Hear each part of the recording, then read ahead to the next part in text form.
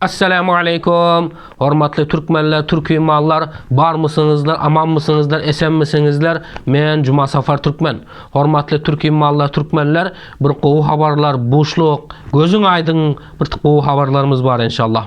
Hormatly türkmenler, Türkmenistan'da hem gelecek heftelerden başlap protestler, mitingler, revolüsiya hareketleri devam etip başlanmalıdır. Sizler hem koşulunuzlar, uzakta kalıp gitmeyin. Bu zalimleri, bu diktatörlerin inşallah kökü damarı bilen, Kreml'deki ağaları bilen barsın yok edesi nasip etse. Hormatly türkmenler, türkmenler görüp dursunuz. Kazakistan'da Gazak doganlarymyz watanını gorap, dinini gorap, namusunu gorap hareket etýärler, amma o ýere Rus kapyrlary, Ermeni kapyrlary barıp diktatorunu, şu haram diktatory goldap Gazak doganlarymyza karşı hareket edip Gazak doganlarymyzy öldürüp ýok etipdir. Şonuň üçin biz türkmenler, türkmenler Gazak doganlarymyzyň ýanynda ekenligimizi bildirip inşallah yakın günlerde erti bir günde bir İstanbul'da, Türkiye'de bir protesto mitingimiz var inşallah. Hemmenizi çağırırız, birlikte bir hareket edelim. Yatıvermeyin be. Çünkü Gazak doganlarımız bizlere hem kan kardeş hem din kardeş. Ruslar, Ermeniler bize dinimizden başka olar kapır, olar bizim milletimizden hem derler. Şunun için inşallah biz Kazakistan'ı, Kazakların yanında ekenligimizi şu yerden doğrudur bayden nesip etse. Hem şu Türkmenistan'da akıp bolacak protesta, revolüsiyalara hem katlaşınlar, inni durmak yok inni. İnni yolumuza devam nesip etse. Şunun için ahli Türkmenleri çağırırız.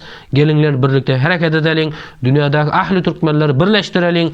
İran'da kalan yerlerimizi, Afganistan'da kalan yerlerimizi, Özbekistan'da, Rusya'da, Kitay'da, Çin'de, Hindistan'da kalan yerlerimizi inşallah izni almamız gerek nesip etse.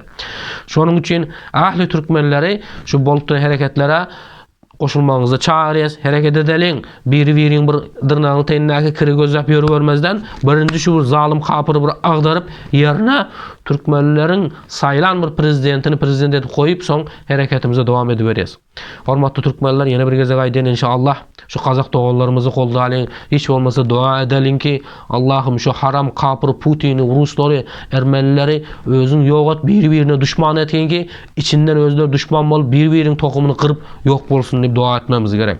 Oturup alıp eyle oldu beyle oldu der. Şunun için inşallah Kazakistan'ı gezip veren doganlarymyzy, Türkmenleri, Özbekleri, Karakalpakları hem çağırırız ki şu Kazak doganlarymyzy koşulunuzlar, protesta barыңlar, görüňler, öwreniňler, nädip miting edilýän ekenligini bilinler inşallah. Yakynda Türkmenistan'da da şoňa men hareket bolanda asmana gözäp durup ya olmasa kaçıp gidip ya özüňizi ýok edip mandraj bolup kalmaly däl. İnşallah hareket etmemiz gerek. Bundan sonra inşallah bu zalim diktatorlara da aýdýarys ki İnni sizin gününüz az kaldı.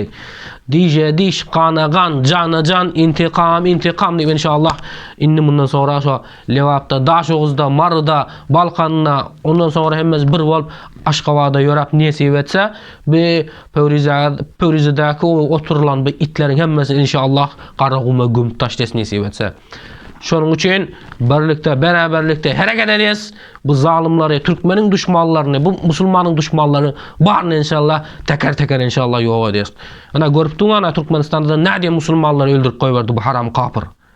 Türkmenistan'da da gördük ha ne diye aktivistleri öldürüp koyverdi bu kapırlar. Şunun için kurban gulan bir tova gelip qalar, Müslüman bolup qalar, bu da Türkmene mengzat dura deyivermezden yok kurban gulunun 7 sülalesini yok etmeli ki bundan gelecek başka geleceklere ibret ve alem bolsun.